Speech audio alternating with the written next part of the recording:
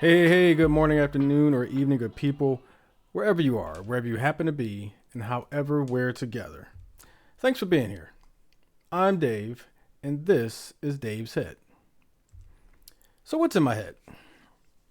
Well, we are in the midst of a government shutdown. Once again, for the third time in two Trump terms, the last three shutdowns, all occurring under his presidency, we're shut down. Highlights a pretty big ongoing dysfunction with our government, with this administration, with honestly just the way of the world, the way of the country. It's it's sometimes laughable to not become depressed or hopeless or just non-believing in the positive power of government. Accountability seems to be something that's absent. Both the party and the president, both deflecting, neither taking responsibility for the state of this government and how we got here. If you think about, and this quote has been going around, but before Trump became a somewhat over the top political figure, um, he's quote on record saying that if a shutdown happens, it's on the president because the president should be of sound mind and negotiating ability that this should never happen. It starts from the top down, blah, blah, blah. All the cliches you can throw at it when you're not in the seat because you're trying to get to the seat. But once you get there, it's no longer your fault. And it's the MO, right? It's the MO for this president, before he was president, while he's president, before, and while he's president again. It's never his fault when something is wrong. It's always somebody else's. When something, even just a semblance of it goes right, it's all because of him. And it's what makes him somewhat a caricature of comedy. Other world leaders constantly quote on hype mics. By the way, do these world leaders, people, not know that there are hot mics everywhere? I mean, there's world leaders quote in a little small circle at the UN, I believe it was the UN summit or meeting recently, where they're mocking Trump for claiming he ended a war that these three people had no idea it ended. And that's the grandiose, over the top declarations that are untrue thing that Trump has done for decades now, right? The problem being that there is a whole segment of the population who thoroughly full throated swallow, if you know the joke. Everything Trump says as facts and 100% truth and 100% genuine. And that's just where we are. It's to the point where I just don't even try to combat falsehoods with those people. As far as I'm concerned, you lost me. I don't care. Believe what you want to believe. As long as it doesn't impact me, what you're believing, I don't really care anymore. Walk the line. Go right ahead. But it's the other side of this too, right? Go back to the presidential election, the one that put us here, and the notion of Project 2025, and with then Vice President, Kamala Harris, presidential candidate Kamala Harris, warned the entire country and really the world about. Go down the list, there are many things that seem to be true. One of those being Project 2025.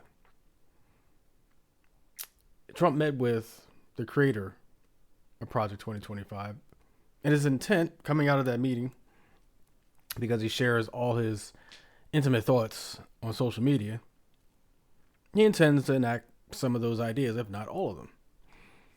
Now, rewind the tape not too long ago, like just put your finger on the button and just let it go. It's not that far long ago. He claimed that he had no clue, no idea what Project 2025 was. It was a foreign concept to him. Like dieting and truth telling. He was dodging questions left and right. Had no idea. I've heard some wacky ideas about some Project 2025 thing. Now he's no longer distancing himself. And he's using the shutdown to further pursue things. AP News put out an article about it. I quote, Donald Trump and his stooges lied through their teeth about Project 2025. And now he's running the country straight into it, said Amr Moussa, a former spokesperson for both campaigns. There's no comfort in being right, just anger that we're stuck with the consequences of his lies. And that's Kamala Harris's campaign, I believe. Now, Kamala Harris, former vice president, former presidential candidate, warned this could happen, would happen during the campaign season. Voters chose to vote against her, really prioritizing a distrust of a woman candidate over preventing a historical grifter, con artist, sexual assault, and blah, blah, blah. You go down the list of the ways he's just not a good person. But they chose that person over the mere fact that a woman might lead this country. It's pretty evident. People have gotten very comfortable telling the truth about their biases and bigotry. And it's okay to them. I chose him because I didn't want any her to hold the office. It's sad. And if you think about some of the quote unquote justifications for why a woman shouldn't be president that these people regurgitate, emotional. Have you looked at Trump's social media? Have you looked at his press conferences? Have you looked at his speeches where he can't even keep the objective straight, the point of him speaking straight? He goes off on tangents like a dog seeing a squirrel. Immaturity, right? Slap tariffs on you and you and you and you like he's Oprah. Going after states and governors, giving them nicknames or derogatory statements about them. Posting on social media members of Congress with sombreros on. And we're talking about women are too emotional? He's a preteen with bad tan and horrible hair. But he's a preteen compared to Kamala Harris.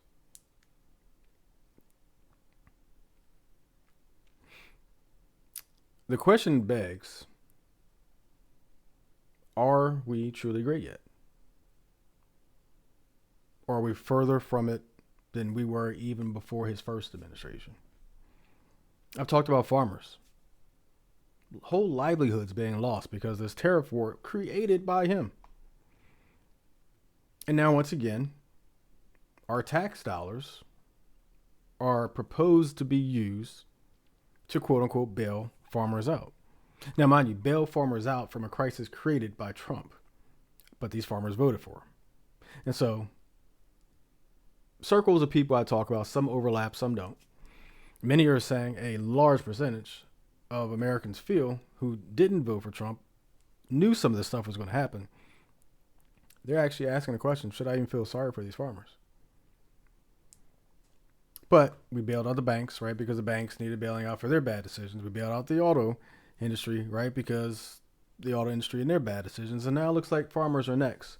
Not really for their bad decisions, outside of voting for a person who put policies and foreign policies in place and negotiating tactics in place that irreparably damaged them.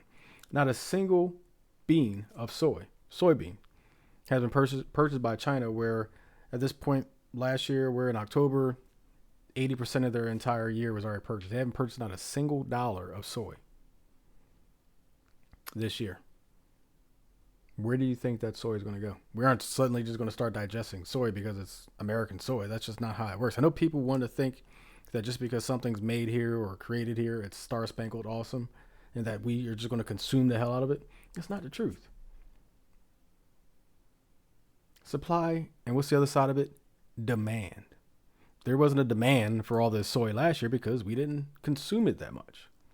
The Chinese happily did. And then you slap tariffs and you create this trade war. Guess who's going to suffer? People like farmers who export a ton or tons to China. To go from where that was last year to zero. I mean, can you imagine your entire livelihood, what you do? And granted, there's some farmers who do things other than soy, but for the soy farmers who that's their vastly majority vast majority of their profit comes from soy sales. To go from wherever you were, billions, hundreds of billions, tens of billions, hundreds of millions, whatever, to zero. Not half, not a quarter, not an eighth, 0% of sales of last year.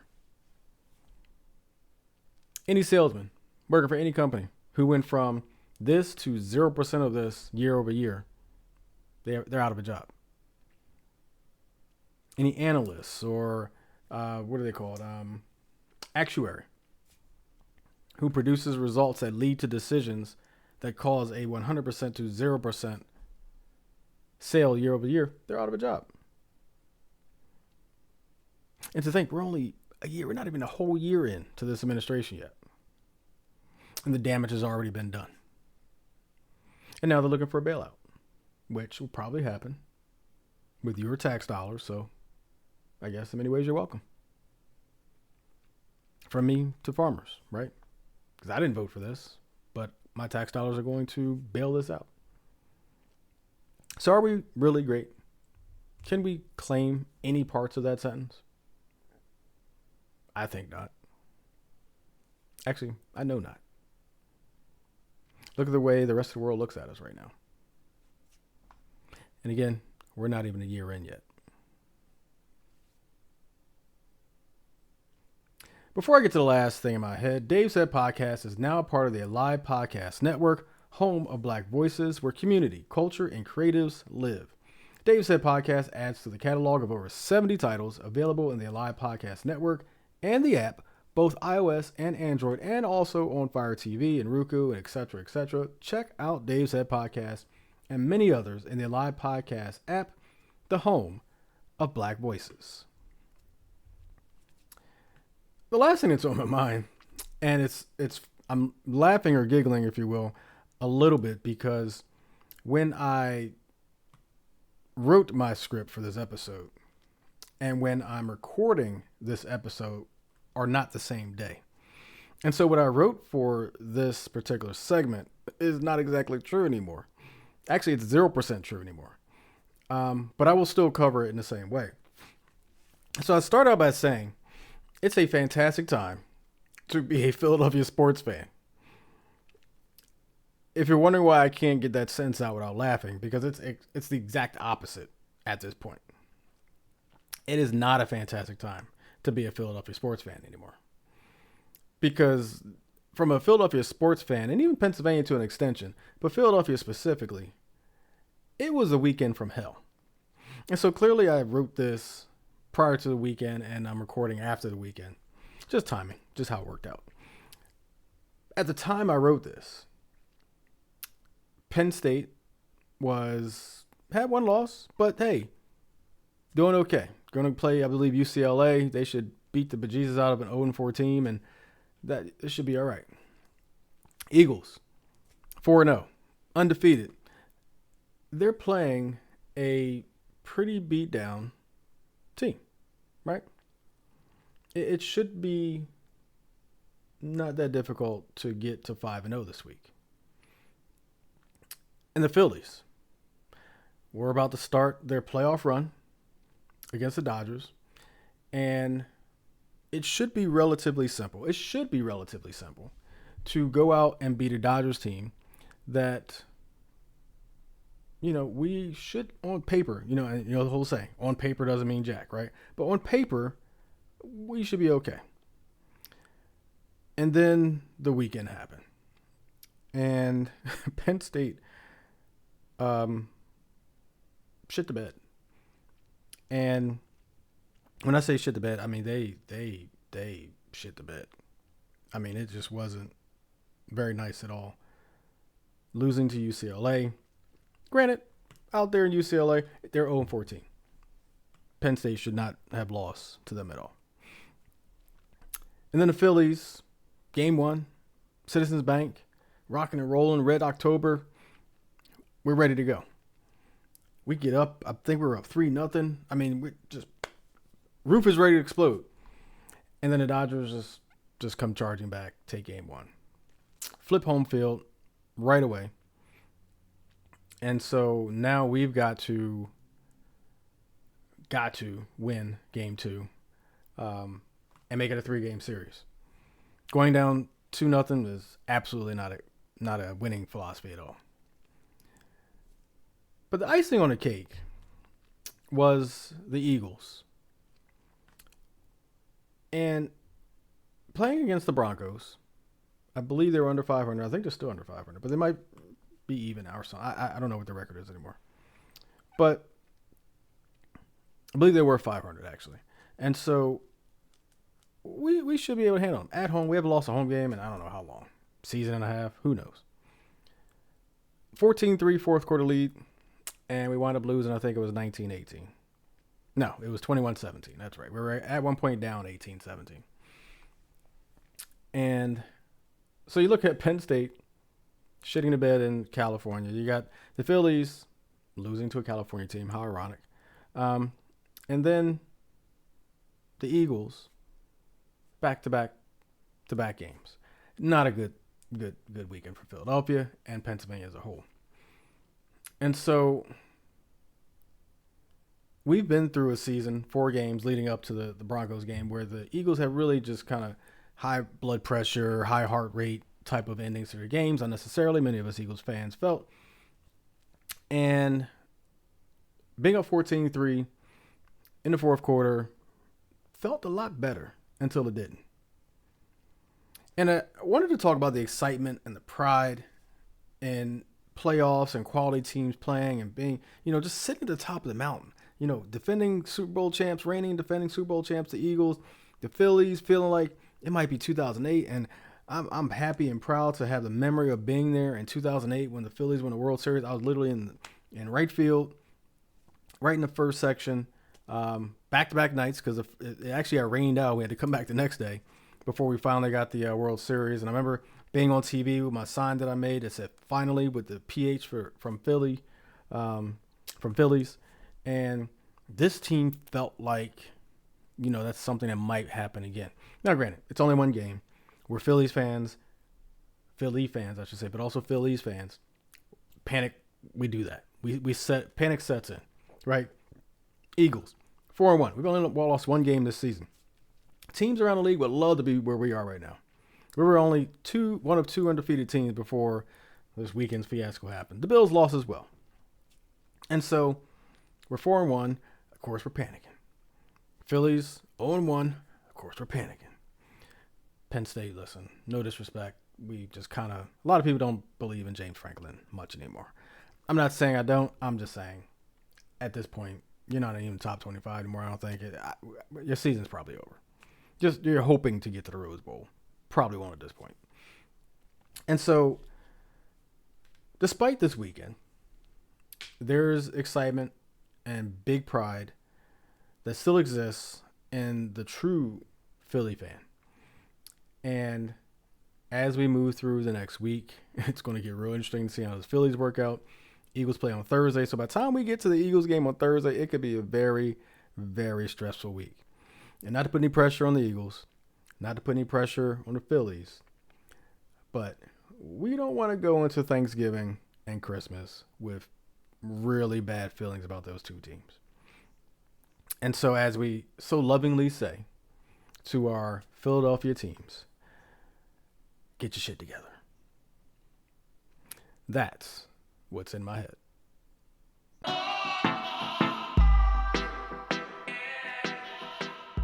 So reality TV often blurs the line between entertainment and real life. But for some, it becomes a platform to speak truth and inspire change.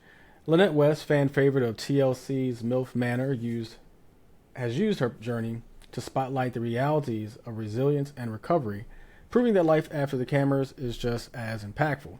Now, if you know me a little bit, I've talked a little bit about this on this podcast in 6 years, not much. But if you know me intimately, you know I'm a reality TV junkie, and it's usually the worst types of reality TV. Like it's the island dating shows and Are You the Ones, and Big Brother just ended last week, so I actually didn't start watching Big Brother until COVID, believe it or not. I had no idea about Big Brother until then. But I go back to the Real Worlds and what's the other one?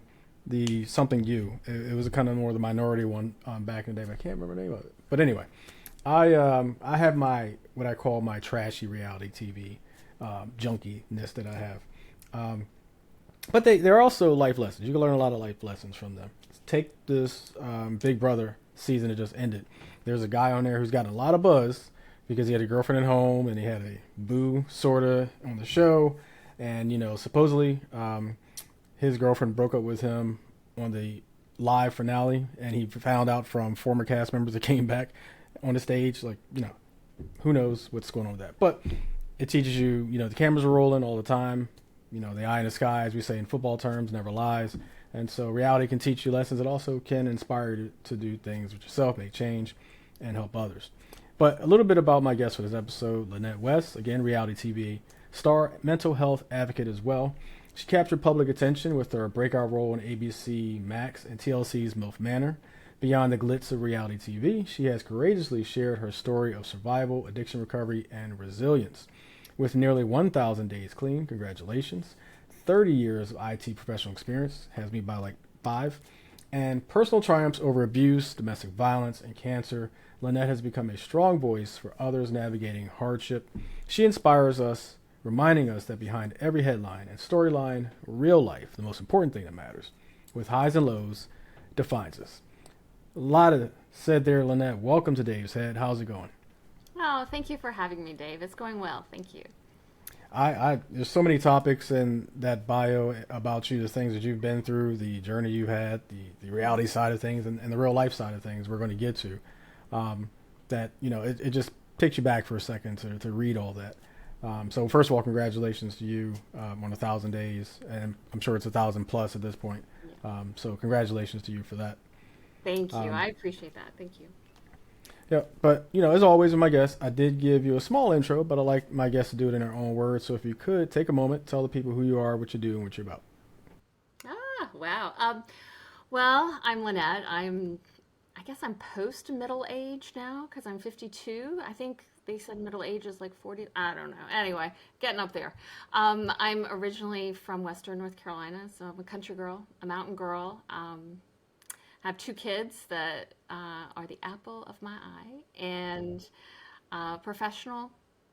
And I just turned in to be an accidental reality participant. So I consider myself just like I'm not normal, but pretty average. And, I live in suburbia.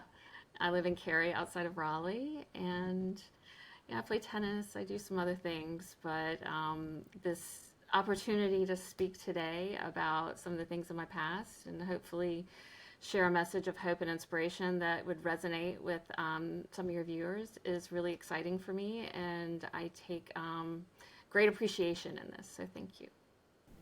No, thank you for being willing to share your story. I mean, the topics that are included, abuse, domestic violence, addiction, cancer. I mean, those are 4 very individual powerful things to go through. And so, applause again for getting, past those, and not really past those, but enduring those, being resilient as we're talking about, and, being here today. Those are 4 things that could easily have made that not possible. So.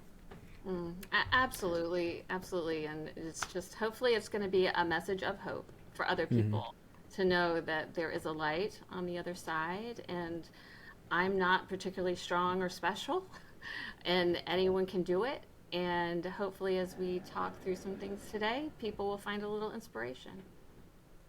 Okay, I do want to start on the lighter side, reality TV, which is what I talked about, my little, nugget of, it's like vanilla wafers, right? Some people just eat them, they eat a whole pack. I'm that guy for reality TV. Fig Newtons is actually my thing. Ooh, those are but good. Yeah, they're addictive. Although I don't like the strawberry so much. I'm the original Fig Newton guy. Yeah. TMI, way TMI. Anyway, let's talk about how MILF Manor. First of all, describe this show, because I mean, if you don't know the acronym MILF, it's Mother I Like to Fuck. This is a rated R podcast, so we can say that. Okay. MILF Manor. Talk about how that came to be. Yeah, well, first, just to give you a little context about what the show is about, it's not a porn, like some people thought it was. I was like, ooh, I probably would have made more money if it was. But it's a reality dating TV show with MILFs, so older women in their 40s and 50s. And we were set up to date these young guys in their 20s. And inevitably, there's a twist. So here's a spoiler alert. Day two, after the guys show up, their dads show up. So our dating pools are the fathers and the sons. And yeah, and it was interesting, and that added another level of dynamic to the whole situation. But Yeah. yeah, and so it was just really an opportunity. I mean, ideally, somebody would find love or a relationship or some kind of connection, and the show would follow that along to see how that would fare. And I didn't make it to the end. Another spoiler alert. But interestingly enough, the question I get asked most often, next to another question, but we'll talk on that later, is how did you end up on this show? And that's a great question because I did not seek this out. A scout found me on Facebook, literally just randomly DM'd me. She was sitting in my message requests, and periodically I'll go through and clean it up because I'm a little OCD like that. And I saw it, and I immediately it was something about, oh, we have this project we're working on. Have you ever done reality TV? Blah, blah. And I read it, and I was like, oh, this is a scam. And I suppose at that moment I was bored. And so I engaged. I was like, yeah, okay, let's see how long it takes for it to ask me for a credit card. Well, Jessica was a nice lady. We had a great conversation. I started to figure out pretty quickly that she wasn't a scammer. And then she put me in touch with the casting director out of E1 Entertainment in LA. And I had a conversation with her. And then I did a Zoom interview, all of like 15 minutes. I put on the sluttiest top I could find that made my boobs look the biggest, and I put on more makeup than I'm comfortable wearing, and just gave her a lot of energy. And then I thought that was the end of it. I was like, this is so random. But it turned out that I got cast. Got you. So you essentially went full MILF for the No, interview. Yeah. oh yeah, I was reeking of it. I was reeking. I was like Got you. poured into the stress. Yes. Okay. So you said you gave the teaser. You didn't make it to the end. Mhm. But how was it? The experience of it, and how was it transitioning out of that back to what we call normal life? Mm. Yeah, it was an incredible experience, and I don't regret it. And some people find that hard to believe, but I don't regret the things that I do because there's value in every experience, especially bad ones or traumatic ones. And so I don't look back on that time with regret. I mean, it was a great opportunity to learn a lot about myself and about other people.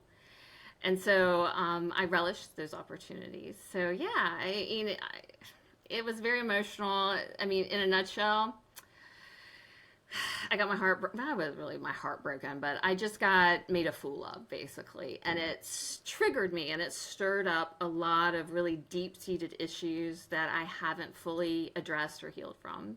So when I had that very dramatic exit at the end of episode 9, I left, and the folks were still in filming for like another 5, 6, 7 days. So I didn't have any communication with them. So I was dumped back out into my life. I didn't go back to work. And so it was hard because immediately after I had left, I had some regret because I felt like I let some folks down, like in production. I was like, they got me cast, and then here I leave early. Like that's a bitch move. So I felt guilty about that. I didn't feel that I had made necessarily the wrong decision for myself. It was the right decision. And then, I just pretty much transitioned back into my normal routine of, life. And one thing that did come out of it that is a little obvious here is that I started sharing my story more. Because once the episode aired the following April and May and June, it was in post production for 9 months. So we filmed this in September of 23, and it came out at the end of April in 24. And then my episode, I think, was, I don't know, June, mid June. And so after it aired, I got a lot of DMs from mostly women, but there were some men saying how, oh my God, Lannette, I totally relate to what you're saying. It broke my heart for you. It breaks my heart for my mother. She's the same way. My sister, her picker's broken too. You are enough. Believe it. And all of these things. And it clearly had resonated with some folks. And so that made me feel like, wow, okay, so I'm really not alone. And I found strength in that feeling. And I thought, maybe my story is worth sharing. Maybe somebody will listen to it and find some inspiration and hope when hope has been lost, because I've lost hope many times in my life, and I've tended to struggle through it myself or with therapy, and I just wanted to let other people know that they weren't alone in these struggles. Yeah, I can certainly relate to losing hope. But I mean, the beauty of that is you've never given up, and I've never given up. Mm. So hope. Not to say it comes and goes, but the feeling of hopelessness can bring you down temporarily. But the desire not to give up, pushes you back up. Talking about your path, and I know we talked about a couple of things. We talked about domestic violence, cancer, abuse, addiction. Mhm. I want to talk about your path and the things you've been through. And I don't know the order and where you want to start. Mhm. Um, I will say I believe either this month or last month. I think it's this month is Domestic Violence Awareness Month. Mhm. And so maybe that's where we start. If you want to share Oh, sure. your Yeah. story of domestic violence. Yeah. Well, it starts in childhood. It seems Yeah. a little trivial to say everything's about your childhood, but it really is. At Yeah. least that's my case. And my parents had a very tumultuous, violent relationship. And so my earliest childhood memories are, screaming, breaking, trying to help, trying to get into the bedroom, but being too small, I couldn't reach the lock. And it was terrifying. But the sad reality is that was very normalized for me. So violence, anger, rage were all, things that I was very familiar with and carried with me for many years. And what's interesting enough is that you would think, having grown up in such an environment, that I would be terrified and repelled by it. But what I found was I sought out partners who continued that legacy for me. I'm sure there's a whole set of psychology behind it because it's done at a very visceral level, at a very subconscious level. It wasn't something I deliberately sought out, but inevitably I ended up, having kids with and marrying a man who thought violence was the way you kept your woman in line. And just true to nature, as my mother did, I gave as good as I got. I wasn't a shrieking violet. In a lot of ways, I, instigated or perpetuated a lot of the abuse just with my own behavior because, I wasn't a helpless child anymore. Now I'm a grown ass woman. You want to fight? Motherfucker, let's fight. Bring it. And all that did was, add fuel to a fire that was already raging. But, um, there were several instances that stick out in my memory. I mean, the physical violence wasn't, I don't think, as acute as some of the emotional, so because bruises heal, broken legs heal. I didn't really, I didn't feel so hurt by that stuff because I knew how to, it was familiar to me. But some of the emotional stuff was a little more difficult to really identify and get away from. And narcissistic behavior is just so toxic and so unhealthy. But you don't know it when you're in it. Like it's like being in a tornado and you've got two by fours flying at your head. You can't see the peace and the calm in the distance. You lose perspective. And for many years I lost perspective. Yeah, and the other thing too about that environment situation is very manipulative, in a sense that makes you feel bad for wanting to not be in it. It makes you want to do things specifically just for your partner as opposed to what you want for Hmm. yourself. Oh. And I speak some ways from a DV situation that I was in. Mm. And one of the things, and I've said this on this podcast many times, not a lot of people think of the reverse Mm. domestic violence. And, I married someone who communicated through violence. Mm. Um, and so, very toxic, but, played football for 25, 30 years. You can't really physically hurt me. I'll just stop her and we'll move on with life. Not the best decision. And until it came to a head, and then I had to separate myself from that. Mhm. But manipulation in those situations is a thing that stood out for me. Um, from my side, it's the, the tears, it's the I'm sorry's, it's the it'll never happen again. And I'm sure you experience a lot of that as well.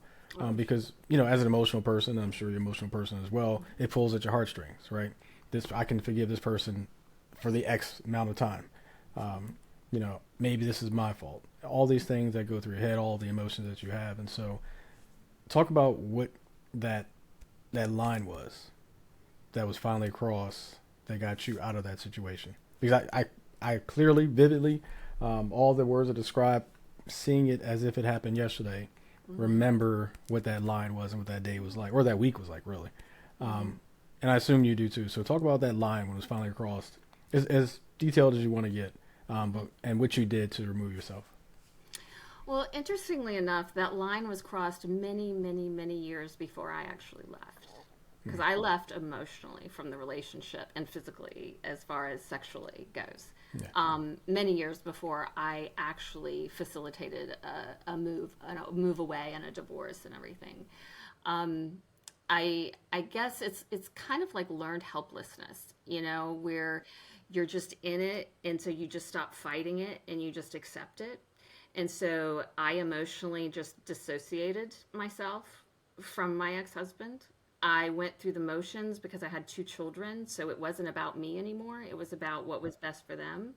And in my derangement, I thought staying with him, having a father in the home, because I grew up without one, was more important than what was happening to me.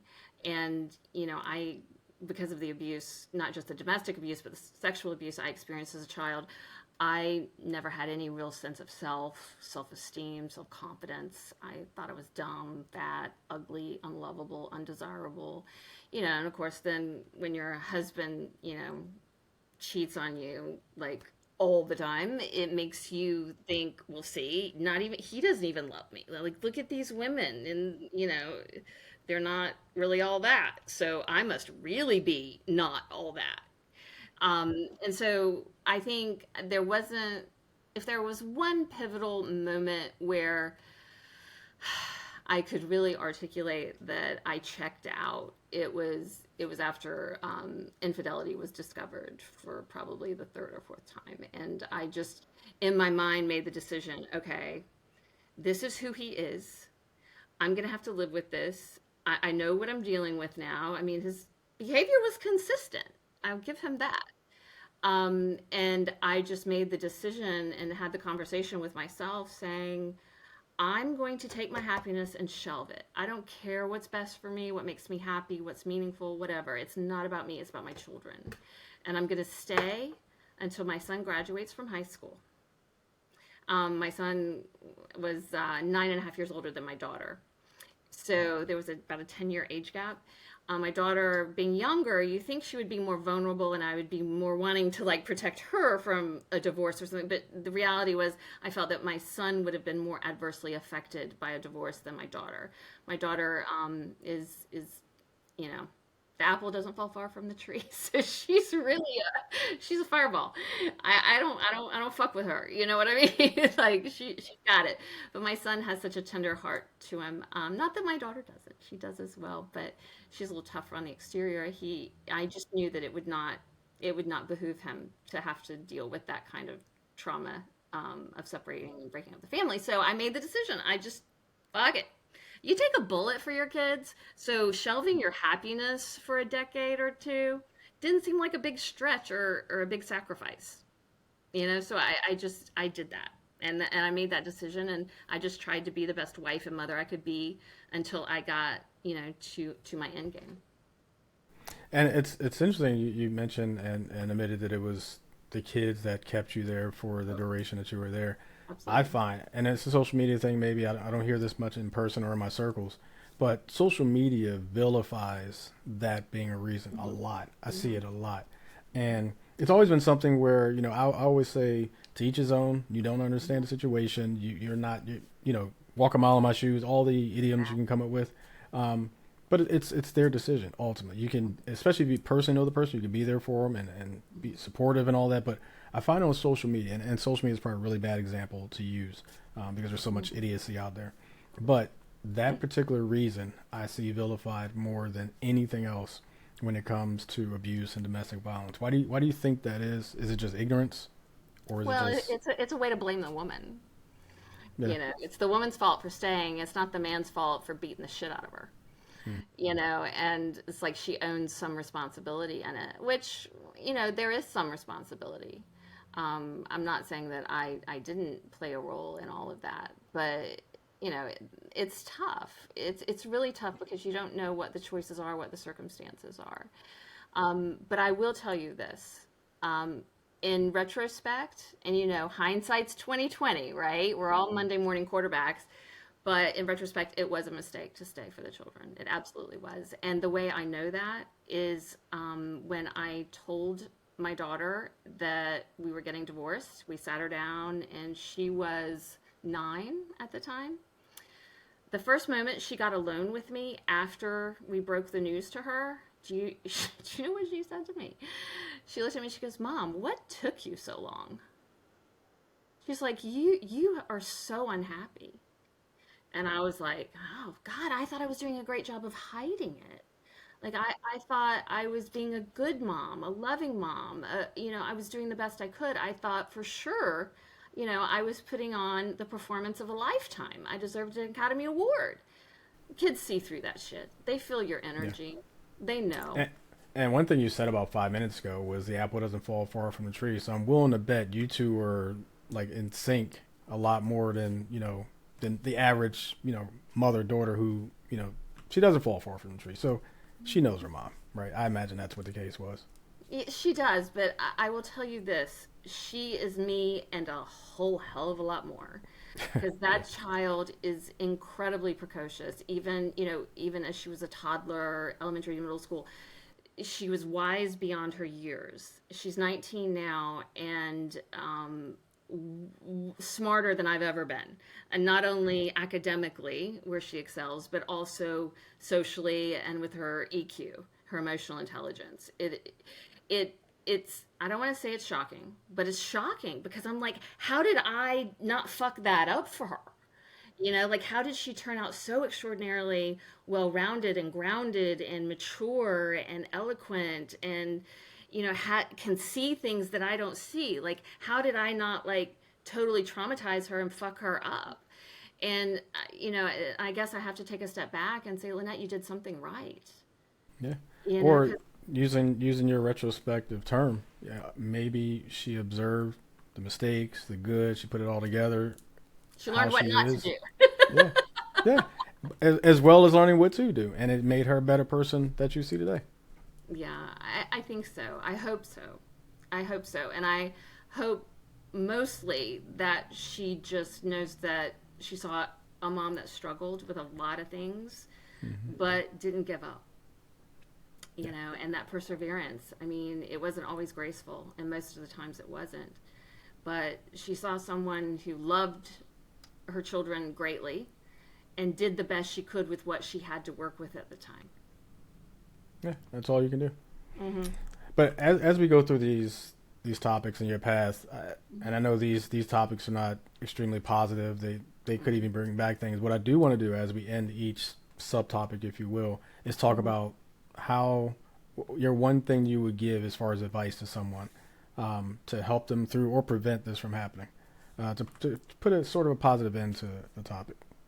Yeah.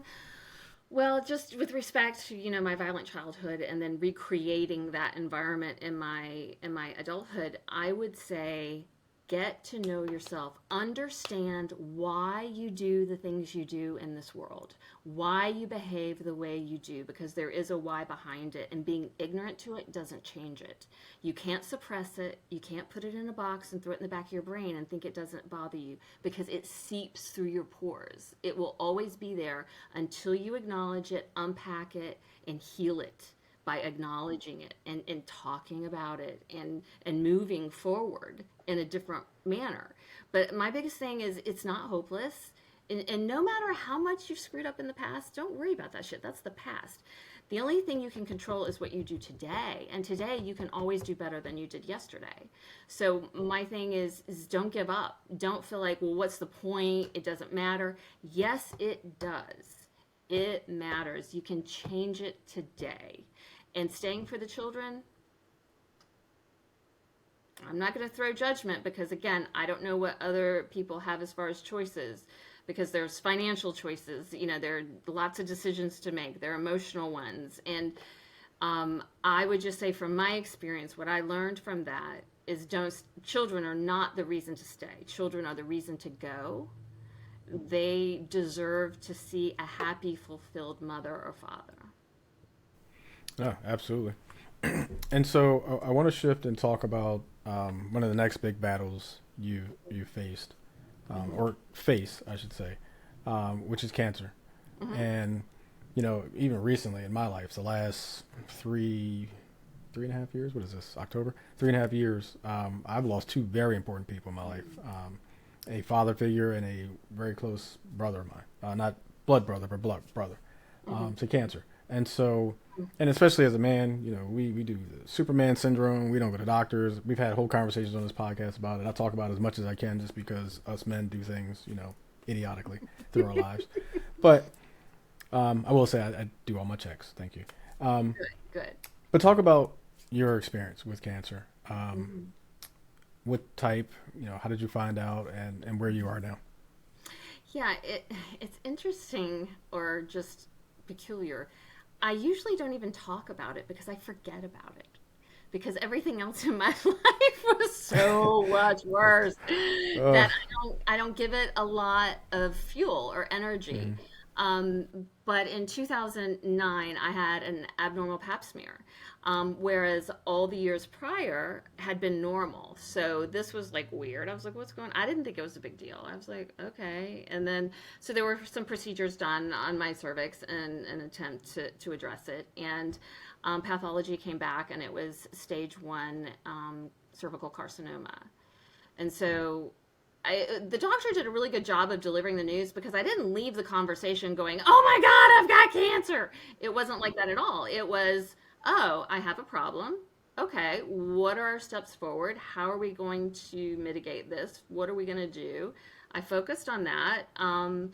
It was basically just a very aggressive procedure to remove 90% of my cervix, which meant that I couldn't have any more children, which kind of made me sad at the moment, but in retrospect, probably turned out to be a good thing. So we did that. I had surgery, and the good thing was the margins were clear. So I got a clean bill of health fairly soon after that. But it was a reminder that your time here is not guaranteed. It can be taken from you at any time in any way.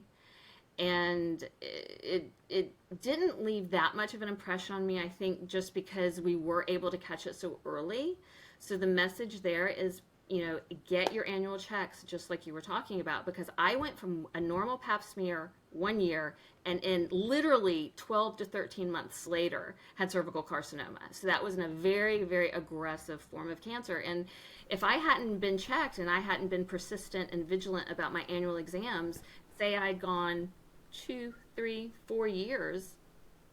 It might be I'm not stage just 2, talking- 3. Yeah, exactly. Yeah, I mean, it's something that I preach. Like I said, it's something I try to instill my family. Some more stubborn than others. And like I said, I've lost people.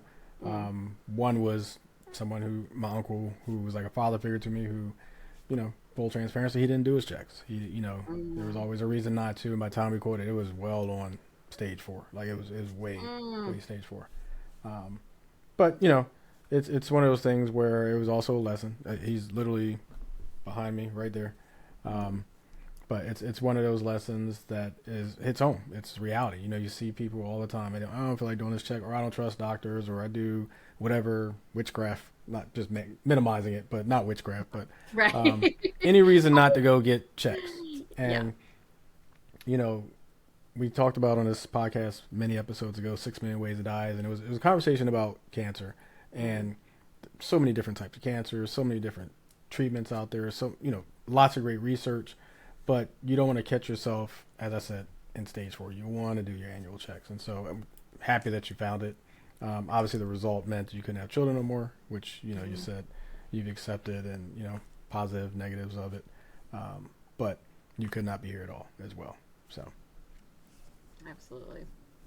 And so we we talked about domestic violence. We talked about cancer. Hmm. Um, I want to talk about how you've transformed your message, how you're getting your message out there. And I know we touched on a little bit how you're using your fame. I'm using air quotes. You can't see it, but Yeah. using your fame. Because I know you don't claim your fame, but you're famous. You're a reality TV star. Um, Hmm. how? She's like, no, not really. But how are you using this outside of this podcast? Obviously, thank you for coming Hmm. on again. To get your message out and help people. How are you doing that? Well, I got a couple things in the works, and I hesitate to talk about things that are gonna happen or what I want to happen. But I'm developing a website, right? I got the domain, so don't anybody go try to snag it from me. It's Lannette.west or LannetteWest.com. I've also started putting my thoughts, my emotions to paper. I literally am writing a book. I don't type it out. I'm gonna have a pen fixation. So I have all these pens, and so I love writing, and so I have notebooks upon notebooks. Every time a sale goes on TikTok Shop, I buy some, and I'm literally writing my story. And interestingly enough, my mother had quite the colorful existence and personality, and she had written a book herself that was published. And so there were pieces that weren't fully contained or things that she had edited. So I was going to pull out some of those writings of hers and supplement my writing with it, just to kind of give things context, kind of give you a flashback, like, hey, you wonder where this shit came from? Let me show you. And then insert some of my mother's writings into it.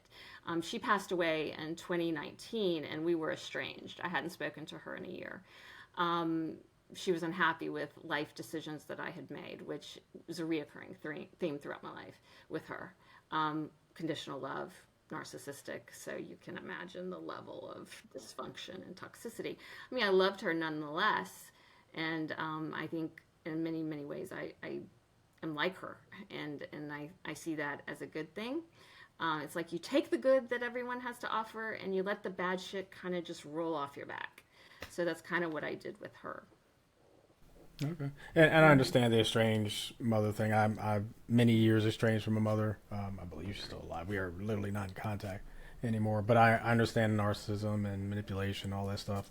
And so, Hmm. speaking about childhood, goes back to childhood. And I've done therapy. And one thing we didn't talk about Hmm. was therapy. Hmm. And I actually was talking with my fiance about this not too long ago about resuming my individual therapy as well as I was talking about doing couples therapy. But um, I found out this week. I didn't even talk about this on my opening, but I found out this week the therapist I went to, I was raving about her. Went to go look up her website. Website wasn't working. I was like, oh, let me just search real quick. She passed away in 2021, which I had no idea about. I moved from Pennsylvania to Delaware, where I'm at now, in Hmm. 2021. Literally 2 weeks before I moved, 3 weeks before I moved, she passed away after a cancer battle. Amazing, amazing woman. Hmm. Maybe I'll talk about her at the closing. But Okay.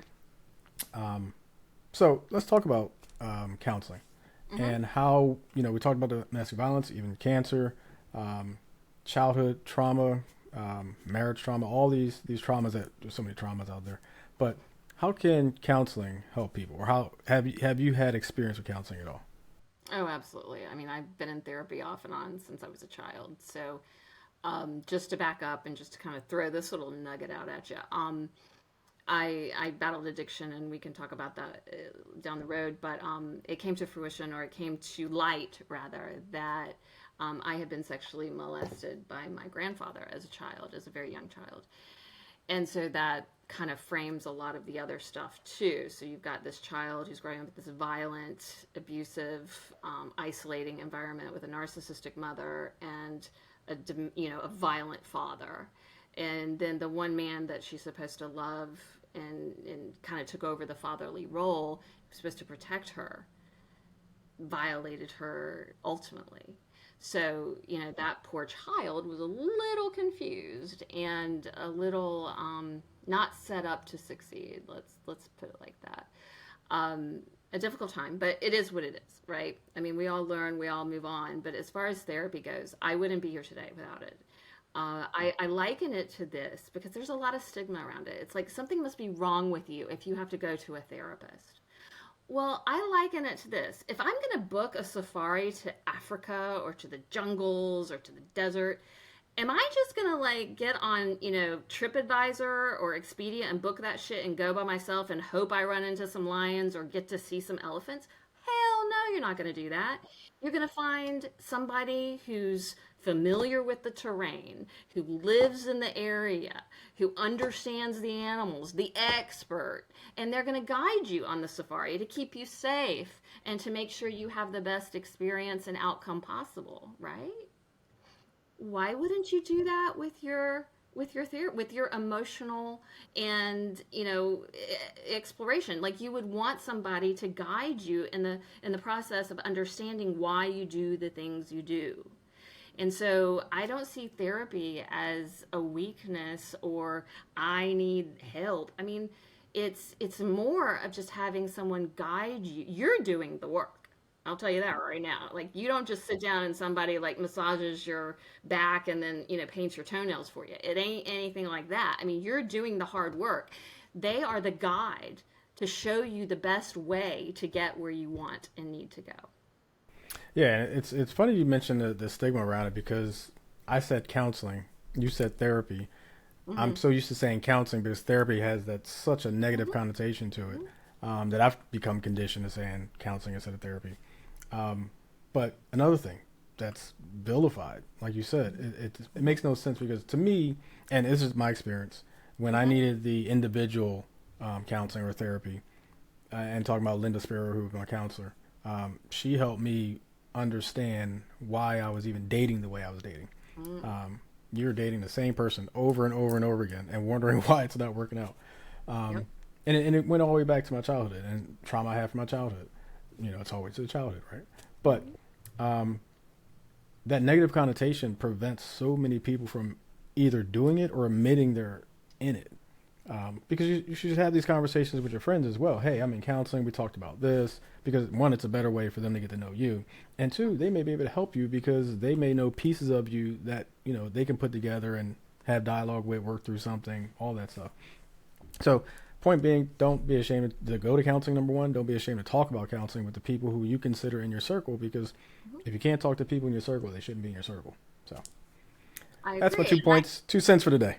But yeah, and just to piggyback on that for a second, I think it takes an incredibly strong person to seek therapy and counseling Hmm. because what they're doing is they are admitting there's something that's not right, there's a problem, there's something that needs attention. And it's much easier to run from it. It's much easier to pack that shit up in a box, put it in the back of your brain, and act like it didn't happen or act like it doesn't exist.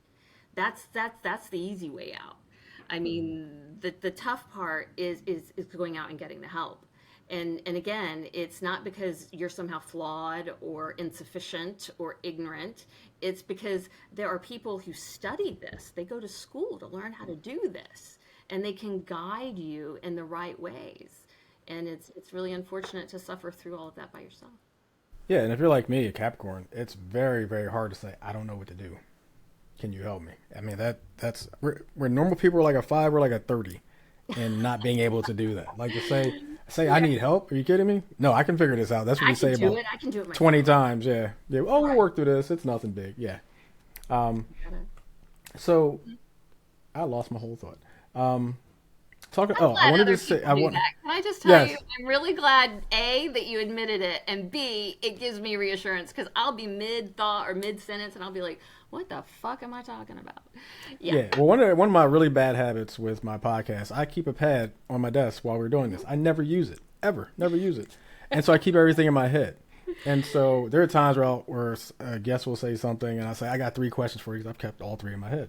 And one time I actually forgot the second one and came back to it at the end of the interview, which wasn't even relevant anymore. But I was keeping something in my head while we were talking. But then I had a response, and I gave him a little 2 nuggets, and then I forgot the whole thought. But it's back now. Good. So I did want to save substance abuse for last because I can say, we talked about domestic violence, which involves someone else. We've talked about cancer, which while it only involves you, it involves help, immediate help or recognition and solution, whatever, from somebody else. Hmm. Substance abuse is something where it may be influenced by someone else, but the solution is all internal. Hmm. And so let's talk about that. And I have not personal experience, but family experience with substance Mhm. abuse, Mhm. and I understand how difficult it is to whatever the vice is Mhm. to walk away from it, to Mhm. understand what it's doing to you, to want to do better, to ask for help. Mhm. Um, so talk about that. Sure, sure. I let's see, where do I want to start? Let me not give you the elongated version, but I will tell you first of all, my drug of choice was cocaine.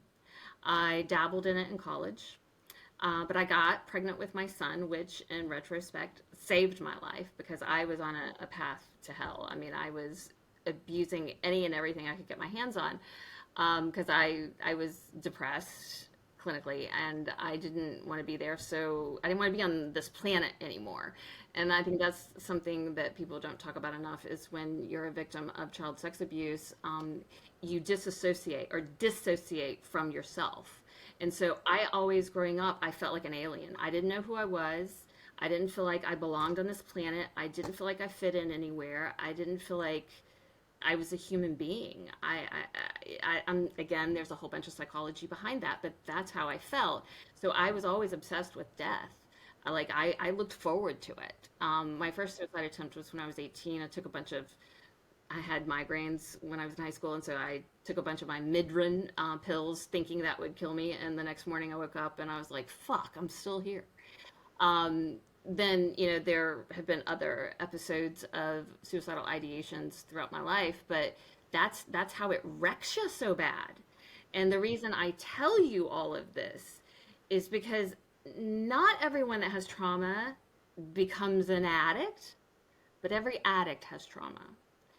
So when I started checking out through the use of alcohol, weed, LSD, ecstasy, cocaine, like you name it, whatever I could get my hands on, because I didn't give a shit if it killed me or not. In fact, I kind of hoped it did. That was the good outcome for me. Like, because people who care about themselves and love themselves don't do things that are going to hurt themselves, but people that don't give a shit and want to die do. And so that's what I did. But then that came to a screeching halt when I got pregnant with my son. Again, saving my life. And so I spent that next 25 years, didn't do cocaine. I may have smoked weed a few times. I don't know. I drank, but not to excess. That was never my real vice. I abused alcohol, don't get me wrong, because I've got, the blackouts to prove it, but it didn't become a chronic problem. And then in 2017, if this is a year, 2 years after I left my husband, so a year after my divorce was final, I was casually dating. He suggested, "Oh, why don't we go to the pool party at my friend's house who lives around the corner? There'll be powder there." And I went, "Powder? Ooh, ooh, I remember that stuff. That was some good shit." And again, after having been away from it for so long, it seems so innocuous. It seems so like, oh, some fun to do. And that proverbial, first line got me. And it was recreational for a while, and then obviously it just escalates into, a very dangerous type of situation. But what I was doing is I was running from my pain. I was running from the discomfort I experienced every waking moment living in my skin. And when I did cocaine, it immediately releases so much dopamine. And again, this isn't an endorsement of cocaine use, okay? I do not recommend it whatsoever. I mean, if you got a death wish, there are cheaper, easier ways to do it. Trust me. Don't do it with cocaine. It's an evil, evil drug. And that's what I used though. And I suddenly felt like, oh, I'm okay. I'm I'm strong. I'm intelligent. It gives you all this confidence and this bravado, and those are things I'd never had. And it gave me a comfort in my skin. And it's sad to say that that's what it was for me, but it was. And as the use escalated, there's all the trappings of, you know, going to the hood at 4 o'clock in the morning looking for cocaine. Like how I didn't get raped, robbed, murdered, I do not know. By the grace of God that I am here. And that's not even talking about, the potential cross contamination with fentanyl. I mean, anytime you touch cocaine, you might as well play Russian roulette with a revolver, man, because it is some dangerous shit. But that was my experience, and it got so bad that it was a very, very expensive habit, by the way. I mean, it completely destroyed me physically, emotionally, and financially. And there was one morning I was taking my daughter to school, and I was probably on a 5-day bender at this point, and I was driving home, and I saw a street sign, but I thought it was a homeless person. And I went, "What was that?" And I looked, and it was a street sign, and I realized what was happening. I was becoming psychotic. And one of my biggest fears was always being crazy and not knowing it. And I said, "Oh my God, I'm starting to become crazy." And that, for me, that was like the wake up call. Not the being flat broke after spending, hundreds of thousands of dollars. It wasn't, the risk of being arrested and going to prison. None of that scared me. But that moment, yeah, I just knew. I just knew that I had to do something. And I mean, for months before that, I would say to the people I was partying with, as I'm cutting up 2 8 balls, "Hey guys, do y'all think I have a problem with cocaine? Do you think I have a problem?" Well, okay, here's a clue. If you're asking other drug users if you have a problem, you have a problem. That might So, be the worst sample size to get. Yeah. right, right. But interestingly enough, I came upstairs to my bathroom, and I don't know why, but like the most pivotal things in my life always happen in the bathroom in the mirror. But I looked at myself in the mirror. I didn't recognize her, and I just said to myself, "Bitch, if you want to die, there's a quicker, cheaper way to do it. This is not the way to do it." And for the first time in my life, I looked at myself and said, "I don't want to die. I don't want to leave my kids." So that was my turning point, and I just jumped online, started Googling rehab facilities. The first person I talked to, Dr. Sarah Koenig of Triangle Wellness and Recovery in Cary, and she saved my life. Yeah, and that's the thing I talked about before you gave your story was that this is probably addiction is one of the most internal things that you can of the three examples you gave. It's Mm-hmm. you started, you can finish it. Mm-hmm. The problem is when you're in the middle of it, you either don't know or don't want to You don't want stop. Don't know that you can or don't want to stop it. And a lot of times it's where family, friends come in. The to. what do they call the interventions? Mm-hmm. Which those things can go one way or the other, right? Right, Um, right. you see too many Hallmark movies or whatever where the intervention just goes completely shit sideways Mm-hmm. and makes it way worse for the person. And that's real life too. That happens in real life. People reject help, especially in those situations. You don't know where they are on the drug scale. You don't know where they are emotionally, mentally, Mm-hmm. and your fear of being essentially trapped in your own mind, Mm-hmm. um, was a catalyst as well. But Mm-hmm. thankfully, like the cancer, like domestic violence, thankfully you got yourself out of that situation. Mm-hmm. My follow up question would be, 2 children. I'm sure you have others that you care about. How do you? I wouldn't say steer them away from that, but encourage them to prevent them from going down that path. Well, I think one of the ways you prevent addiction is you prevent trauma. You prevent them from having something they have to run away from or hide. Because every addict has trauma. I mean, these aren't people that choose to get high to feel good because they're bored. These are people that are hurting on a scale that is incomprehensible to those that haven't hurt that badly.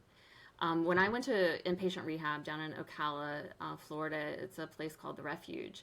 We didn't call it like a rehab. We called it trauma camp because we didn't talk about addiction and, "Oh, don't do it. This is what it's doing to your body." Like none of that shit.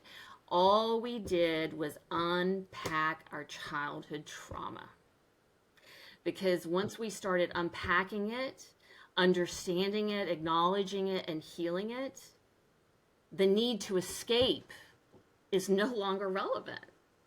Like, I don't need cocaine to run and hide my pain anymore or my discomfort, because I just don't have it anymore. It's not coming out of me anymore. So it's like you change the inside, it changes the behavior, and it resolves the addiction, because like I no longer have any desire to do it. Now, when I think about it long and hard, I mean, yeah, it's appealing. But I know that's my addiction brain talking. And so I just kind of acknowledge it and go, "Shut the hell up. We're not dealing with you anymore. We've addressed you. We're moving on." But the way you insulate your children from it is you try to do the best you can, and we're all gonna like fuck our kids up somehow, right? But just try to avoid. Well, trust me, we all do. They're gonna have to heal from something, but also be able to give them tools and things like communication, therapy, God forbid, and ways to deal with it is even better, because you're not going to be able to prevent all the trauma or strife or discomfort or problems in the world, but what you can do is help give them tools to address those things when it happens. And so I was very ill prepared to do that with my children. I'm fortunate that they haven't thus far suffered from any substance abuse, but I'll tell you right now, if they do, I'm on it. Like I know how to do this now. Like I know how to help. I not fix it for them, but I can lay out the roadway in front of them for them to go down. And again, I hope people understand that addiction isn't a lack of moral character or intelligence, because it does not discriminate. Yeah. It does not. And the thing about your children too, they've already benefited from the examples, and not comically what not to do, Right. but what to do as well. And that's just what they've seen. There is so much more that you've experienced in your life that they will benefit from when that path gets crossed. Where you say, "Hey, I've been through this. I learned this in AP Social Studies or whatever it was.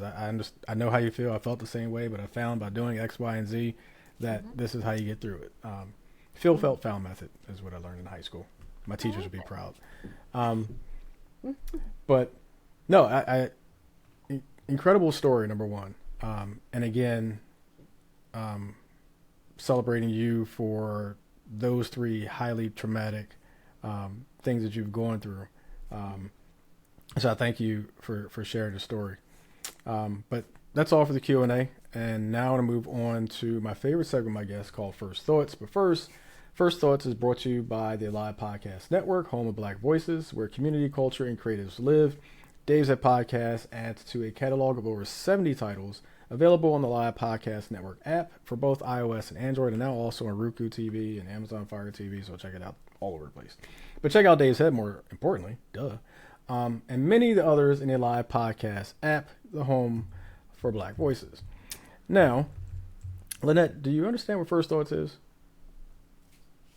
Beyond the obvious, no. Beyond the obvious. It's pretty obvious, yes, that's all it is. I offer you, and I always say this for my guests who or my audience who doesn't tune in before. First of all, shame on you, but I'm happy you're here. First Thoughts is where I offer my guests a word or a phrase to get their first thought. They're not privy to it because obviously that would ruin First Thoughts stuff. So, you ready for some First Thoughts? I am. I'm not sure if you're ready for my responses. You are in the minority in 6 years who are absolutely ready to rock and roll with First Thoughts. Usually I terrify people. I don't know why. They're always scared. No, Right. yeah. Here we go. First If it's thought. that bad, you'll cut it, right? Yeah. Actually, I let it roll. I rarely edit it. Listen, say shit goes sideways, let it go sideways. Let people see. Right. But first thought, we talked about this a lot, but resilience. What's your first thought? Don't give up. You just don't give up. This too shall pass. Okay. You got to keep going. I mean, giving up just can't be an option. I know sometimes it is, and we fantasize about it, but the reality is it does so much more damage to those left behind than it helps. 70% of children of parents who committed suicide will commit suicide themselves. I mean, that is astronomical, and that statistic has resonated in my mind many times, because I'm thinking, yeah, okay, I'm solving my own problem, but God damn it, I'm creating a bigger problem for them. Don't give up. I've never heard that stat, and that's, wow, shock. 70% is a big number of anything. Well, and I may be pulling some of that out of my ass, so don't ridicule me if I'm totally way off. If I am off, educate me. But I know it's a very, very, very high number. No, we'll fact check it. Not to prove you wrong or anything, but I've I never researched that, so I would love if that's a high number. It's shocking, and it makes sense when you think about it. Yeah, I mean the trauma created by it, especially if you're not too young where you actually remember, and hopefully you didn't walk in and discover. That's I can't imagine that. Oh God, yeah, exactly. Yeah. All right, so next first thought. Spotlight versus reality. What's your first thought? Spotlight versus reality. Oh, reality is so much more interesting. I mean, people lack the imagination to come up with what the universe has in store for us. Hmm. I love it. Hmm. Yeah. People lack the imagination to come up with the universe has in store for us. I like that. Mm. You know, I mean, what is it? Truth is always stranger than fiction. Yeah, absolutely. You know? All right, last first thought. New beginnings. What's your first thought? Oh, every day is a new beginning. You can constantly write new beginnings. You're not obligated to continue on a path that you may have spent a lot of time investing in, and you can pivot at any point. At any point. Now, sometimes it requires, you got to get like some money in line, you got to get some things lined up. But yeah, absolutely, for sure. Yeah, get out of jail. Something. Yeah, All over the spectrum. Well, Yeah, yeah, it could be anything. literally your whole life. Like, you can change your whole life based on one decision that you could make right now. Mm-hmm. And that's the Absolutely. beauty of living. It really is. Yeah, I like to when I speak to youth, I tell them that life is short, decisions are long. Every decision you make today could impact every tomorrow. But I got that thought from, if you know not Wheel of Fortune, Price is Right. Yeah. There's the Plinko game that's on it. You drop the chip from the top and you hit the little pegs. I always use that analogy. I say every peg's a decision in life, and you can go way over there to the 0, or you can go over to the 500, or whatever the highest number is. But it's your choice. That peg, every single peg is your choice. So I use that every time I speak to youth. But I like that. I like that a lot. and I've said this on my podcast many times. Feel free, anybody use it. I don't care. Yeah, it's a great analogy, and it's like a visual representation. I like that a lot. Yeah. Plus, I grew up on Price is Right, so it's like being nostalgic every time I tell that story. Oh God, are we the same age? Because it's those sick days, staying home from school, watching The Price is Right. Loved grandma, it. Oh yeah, absolutely. And this is the Bob Barker Price is Right. Oh So yeah. That's the only one. That's the only one. What's the? I can't remember the name of the guy who took over. Drew Carey. But Drew Carey. Thank you. Yeah, not him. I actually stopped watching, I think, when he took over. Yeah. But no disrespect to Drew. No. But we like the original for sure. Yeah. So Lannette, what started this season with my guests was TO First Thoughts. It's an opportunity for my guests to throw a first thought back at me to get my first thought on something. Okay. So, anything you want. If you want to throw something to me, what's your first thought for me? Oh, jeez. Oh, God, now I'm really on the spot. This is where I always get them. This is where Can I do anything? It doesn't have to be profound or prophetic, right? No, it doesn't have to be. Who's it could be chicken nuggets. Who's been your favorite guest? My favorite guest? Most interesting, most unusual, but, your 6 favorite. seasons, 90 episodes, 90 plus episodes. That's hard. My most interesting guest? I'm trying to think. Well, I'll focus on this season because my memory is, my fiance will tell you my memory is not the best. So I might have to look behind me to see what photos I have up there. Right. Now, a good answer would be me. Yeah, a good answer would be you, but I will actually tell you. Yeah. So I'll answer it in this way. The guest I'm most looking forward to this season, outside of this episode, okay, is my last episode of the season, which is my 100th episode. But it's the guest I'm going to have is a gay Republican Trump supporter and we're going to talk about dealing with that and all the fallout from being a gay Republican Trump supporter and being disassociated from his family, disassociated from Republicans, essentially Trump, and the dichotomy of all that. It's probably the most complex, I wouldn't say most complex, one of the most complex conversations I'm going to have, because there's just a spider web of stuff to unwrap there. Right. That's a nice way of putting it. Yeah, there's just so many threads that could be. I've had a almost 3 hour episode before. I've consciously decided not to do that again. But I would say I'm most looking forward to that one. But I'll say, let me answer the actual question you asked. Sure. I'd probably say the first time I had a guest on who talked about trauma, and I'm blanking on her name right now, but her story was so vivid that even after I stopped recording, it kind of triggered me a little bit because it was a DV story, and I can see her face. I can't think of her name right now, but the trauma she went through, this is other country, kidnapped, trafficked, DV after, getting saved and coming back. There was how she was sitting there telling this story with a straight face was beyond me. So I can't, I apologize. I can't remember her name right now, but I remember her face, and I'll post editing. I'll put her picture on the screen. Okay. But yeah, that probably, I would say, not my favorite guest, but most interesting. Well, and maybe I should have defined favorite to say like the most impactful, the most meaningful, Yeah. Or I'd even say my first one, which I started this podcast because of COVID. I wanted to get some real information out there. A lot of people were afraid. And so my very first guest, who happens to be my financial planner, came on just to talk about how to get through this financially. And there was so much positive feedback from that episode because people were literally scared shitless, not knowing to do with their bank accounts. Should I put stuff back in mattresses? All types of stuff. And there was a lot of fear. There was a lot of fear mongering. There was a lot of people taking advantage. There were so many scams during that period. So, yeah, that's what I would say. Good. Like well, Lannette, this was, I usually say fun, but this was enlightening. There was a lot of information and stories that you shared, things that you've been through. You came out on the other side, bright and shining. So very proud of you, number one, but happy for you, most importantly. And so before I let you go, with what I do with all my guests, is there anything you want to talk about or promote? Feel free to do so now. I don't. I'm not doing this to try to monetize anything. I really just wanted to get the words out, share what I've learned in hopes that it could positively impact somebody else, because it will help.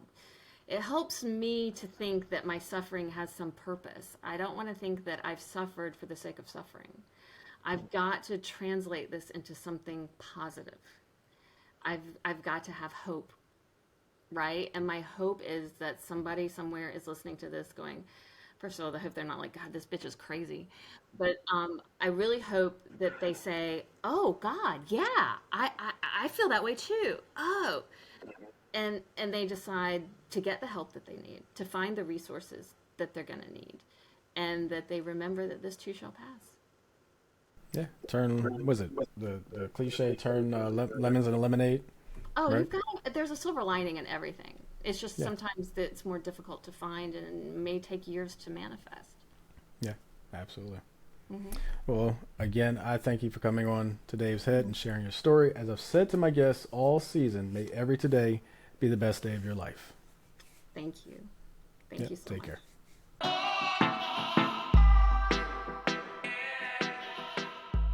My absolute favorite segment of my podcast is my GRIN, which stands for Great Reason to Be in Love with Now. I talked about the shutdown, the government shutdown that we're currently in right now, which one of the things I did not talk about was how much impact there is for people who work in government or affiliate with government, whether it's contracts or resources. There's a lot of things out there grinding to a halt. And I'm not just talking about paychecks. And granted, some may say, well, once the government starts back up again, there will be back pay and all that stuff. And I know for a fact there are people who are in the government who've been issued letters to provide to their creditors because they are employees of the government and they're not going to get paid. And so please don't screw up my credit and, evict me or all this stuff. That sounds good. And that's great and all. But on today, that doesn't help. And with this shutdown going X number of days further, there are a lot of people who find themselves in really, really, really shitty places. And so surviving, thriving, and having positivity during this shutdown is my GRIN for this episode. It's not going to be long-winded. It's kind of just reactionary to what's happening. Talking with my guests, and we talked about hope and Lannette, the things that she went through. And in times of dysfunction, a lot of times resilience becomes a form of quiet protest, refusing to let politics steal your joy. And I'm not saying go out there and, I'm just going to take a vacation, but trying to make the best of, being home with your family more, or being able to see and engage with people you haven't been around in a while. Or, just simply taking time to relax, reset. There's a lot to get through. And I've talked about this many, many times, many episodes, especially this one. We're not even a year into this administration yet. And so this could be a great opportunity to recharge. Using this shutdown as a reminder to focus, right? Focus on what's in your control, your health, your family, your community, and even your gratitude. This may be the unplanned, unscheduled, not against your PTO break that you needed. It may be an opportunity to go to the doctor, and you've been putting off getting checks done. You've been putting off having a conversation with a therapist. Maybe this is a great opportunity to start those types of habits. Again, X number of days. We don't know how long. It could be over by the time this episode drops. Would be a good thing if people, adults in DC, could figure things out and start acting like adults. But if those things don't help, lean on your local networks, your local circle, your neighbors. There are nonprofits out there who may be able to assist if it's financial, if it's mental, if it's activities. Faith groups. I'm not the most religious person in the world, but faith groups have positive influence in these areas. But lean on these networks, these local networks, your friends, your family, for support and to help with your positivity. Maintain hope and perspective by remembering that administrations come and go. And I don't make that noise or chuckle in a laughing sense, but in the sense that when I wrote those words, I really felt that to be true. Through this episode, I've said multiple times, we're not even a year in this administration. So thinking past another 3.5 years or 2.5 years or whatever the time frame is that this administration will be in power, it's probably really difficult right now. We shut out a lot of these things. I don't really even watch the news anymore. I know a lot of people that don't watch the news anymore because that's a reminder of the crap that's going on in DC. It's literally a recap of what's going on in DC. I used to wake up in the morning. I still wake up early in the morning, but the first thing I would do is turn on the news to see what's happening in the world today. Kind of get my day started. It would get me to jump out of bed a lot of times. I'm like, oh, I'm not watching this crap. I don't want to hear about this no more. Let me go work out. And maybe that's what I need to get back to my workouts because I'm feeling a little, could use some. But people try to disengage from the daily chaos, the immaturity, the emotional thing that, I talked about before that people didn't want in a woman president. They get a lot of it out of this man one. But maintaining your hope and your perspective by remembering administrations come and go, but your purpose and your progress and your progress and process remain. What you can control is still what you can control, despite who's in the White House in DC. And so this opportunity to take a break, decompress. Hey, listen, maybe who you work with isn't exactly who you want to work with. And so you don't have to work with them for a week, 2 weeks, a month. That's something positive, right? And so I'm not saying that's easy. Not saying that's something that should just be a switch that you flip and like, oh, government shut down? Great. Let me go be positive about it. That's not what I'm saying at all. There are a lot of people out there who may not be in the best position to handle a long-term government shutdown. Regardless of what cash is coming back, perhaps after the shutdown is over, today still matters. But leaning on your local networks, and even if it's financial, be honest with your ability to pay it back. Be honest with what you got going on. But maybe your circle or circles, you may lean on that way as well. But definitely lean on for positivity, support. And if it's financial as well, it's financial as well. If it's contact, maybe you're used to being in the office and you don't like the whole concept of staying at home. Get out there, be active. Survive, thrive, and positivity. Maybe their thriving is your side hustle. Gives you an opportunity to do some training, to grow professionally. Right? Survive and thrive, maintain your positivity, whatever way that is that you have to do, or whatever that is that you have to do those things. The shutdown is going to be X number of days. you have an opportunity to use that as a positive part of your life, not as a negative. And I hope that you do it.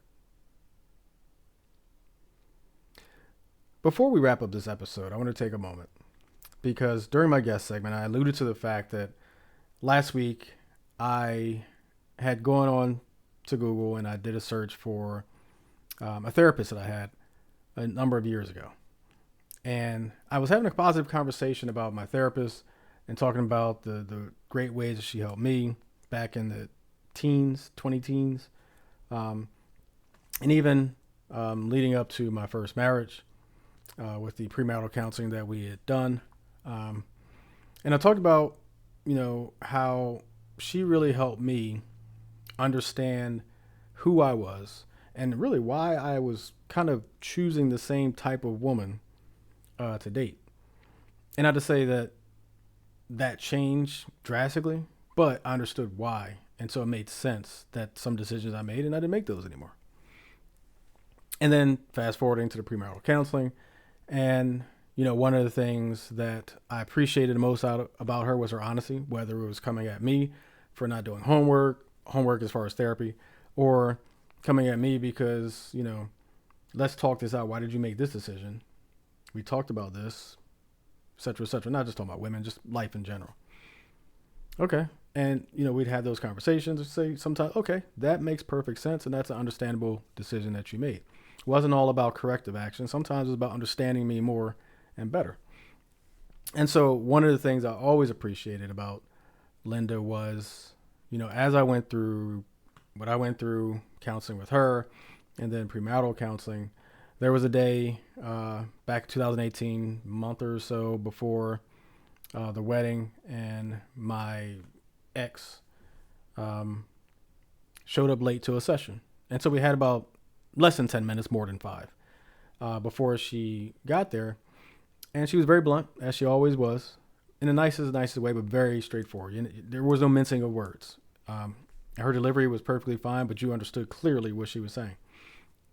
And she said to me in no uncertain terms, very matter of fact, that she did not believe that I should marry this woman because she wasn't ready to be a wife. And obviously, in retrospect, she was 100% right. And it's not a shot at any person at all. It's just appreciation moment for the therapist I had, Linda Spiro. And it touched me a lot when I was searching last week to just kind of show, hey, here's the person it is, here's her practice. And when our website came up and it was not working, I didn't leap to that conclusion. But I just figured, maybe she changed domains. I don't know. And then when I went to just a general Google search, and the very first result that popped up was her obituary, it hit me a little bit. Because, and I posted this on my social media, when you find out someone someone you care about, somebody who has impact in your life has passed away, and you find out accidentally, or in this case, I was looking to show the person who I was raving so much about as a therapist, and to find out that she passed about a month before, within a month, before I moved from Pennsylvania, and everything that was happening during that time, I don't believe I was notified. Not saying I should have been notified, but I may not have even mentioned or paid attention to, with everything I had going on back then. But to find out that it was that close to when I moved from Pennsylvania, it impacted me a little bit. And not in a way where I'm, sad or traumatized by it or anything like that, but just more so, wow, a beautiful, amazing, positive soul that I crossed paths with in my life is no longer here. But the beauty of it is that I can still tell the stories. I can still rave about her craft and the positivity she had on my life. And I can still talk about it this way. And so it's funny too. That's a name I can never forget. As soon as I was talking about her, I looked her up on Google, and of course that's when I found out. But just want to give a moment of gratitude and thanks and remembrance to an amazing woman, even better therapist, and someone who actually cared about her clients, Linda Spiro. And so publicly I say thank you for all you did for me, And I hope that you continue and will do nothing but rest peacefully. I want to thank my guest, Lannette West, reality TV star, mental health advocate. You can contact her on Instagram at Lannette, that's LANNETTE all one word, on Instagram again, at Lannette West. Her story was multifaceted, multi-part, but constantly filled with hope. And, I tell my story about the things I've gone through and been through, and people in my life who are more highly intimate levels know the very intimate parts of the things I've gone through over the course of my life. And so that's why it was so relatable to hear how she talked about the abuse, the drug addiction, the marriage, the infidelity, all these things that she went through. And then add on that reality TV, which that part I don't get unless you count this show as reality TV. But I don't get as far as I have experienced it. But when you think about all the things that she went through and the fact that every single day, despite her struggles, she did her best to not only raise two children, but to maintain herself. And granted, she stumbled and fell a bunch, but she kept that hope. And so that's all you can really ask for. That's all you can really suggest. That's all you can try to nudge people you care about to maintain a hope, and everything else, hopefully, not to use the same word, but hopefully will come from that. The seeking help, the going to counseling, the going to rehab, the having conversations with those you love and who love you about what's going on in your life. And most importantly, just saying, I need help. I can't do this on my own. And hopefully, again, to use the same word, hopefully that hope that you have, that your friends and family and your circles keep guiding you towards, lovingly manifest into you getting treatment, getting out of the situation, living a positive life, an enjoyable life, like I always say. Hopefully that's true. And so if there's no other message that came from Lannette, again, thank you for sharing that with my audience, is maintain hope. And if you need help, ask for help. Don't be ashamed. Don't be afraid to ask for help. Lastly, before I go, as I've done this season, I want to share a quote with you.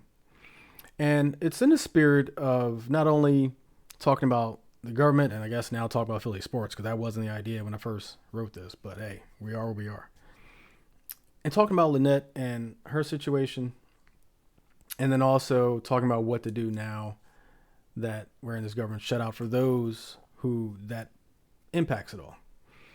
And if you know the name Captain Jack Sparrow, that's Pirates of the Caribbean and all the spin-off movies and sequels, I should say, not spin-off movies from that. I didn't think I'd be giving a quote from Captain Jack Sparrow, but I am giving one today.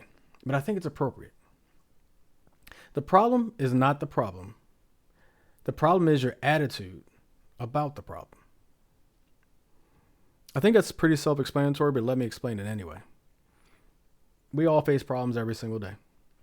We all go through things with our family, with our friends, our health, our employment, professionally, socially, inside and outside of your house. The problem really isn't what's happening. It's what you do about what's happening. Whether you choose to fix something in yourself, whether you choose to ask for help, whether you choose to find positivity in it, whether you choose to do nothing when you should do something, or do something when you should do nothing. There's so many things and reactions we can have to things, to problems that we face. Having hope that you'll get through that problem, understanding the problem, taking steps to get yourself through that problem and moving forward, that's key. Believing in yourself, believing that decisions you make are on your best benefit. And if they're not, make those decisions. It's interesting that Lannette talked about staying for the kids and everything around that. And she said, and I believe I'm quoting, but I might be messing up a little bit, that staying for the kids is never the right thing to do. Not staying for the kids is the right thing to do. But she also said it depends on the circumstances. right? Every circumstance is different. But I think every circumstance, find help, reach out to those who love you, and only take advice from people you know have your best interest at heart. Because if you're hurting, if you're in pain, the people who care about you should only be primarily concerned about what they can do about your pain and getting you away from it. And if they're not for you. So the problem is not the problem. It's your attitude about the problem. What are you going to do? Tomorrow's a new day. Rise up, put that foot in front of the other one, and let's keep walking the path. No giving up here. So hope and positivity, both great reasons to be in love with now. That's all for this episode of Dave's Head. If you enjoyed this episode, I'm sure you'll love similar content in the Alive Podcast Network app. Plus, you can support this podcast and enjoy ad-free listening to nearly 100 other Black-hosted podcasts. Download the iOS or Android app, become a member, and experience unlimited access to Black-hosted content week after week. Follow, like, and or subscribe to this podcast on Facebook, Instagram, and or X at Dave's Head Pod, and on YouTube at Dave's Head Podcast. For more information and links to all things Dave's Head, check out our website at daveshead.card.co. Episode premiere on the second and fourth Fridays of the month. Thanks for tuning in, and remember, enjoy life because life should be fun. Take care.